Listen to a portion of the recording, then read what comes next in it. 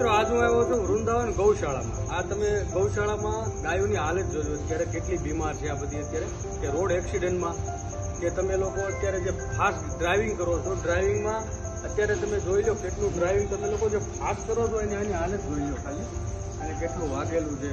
આ ગાય જોઈ લો, આ બધું જોઈ લો. વંદે માતરમ મિત્રો, અત્યારે તમે વિડીયો જોયો હશે કેનાલ રોડ કામરેજ ગૌધામ આવી રહ્યું છે, ત્યાં ગૌશાળા. ત્યાં ગૌશાળામાં તમે બીમાર ગાયું જોઈ લો. આઈસીયુ નો વોર્ડ છે.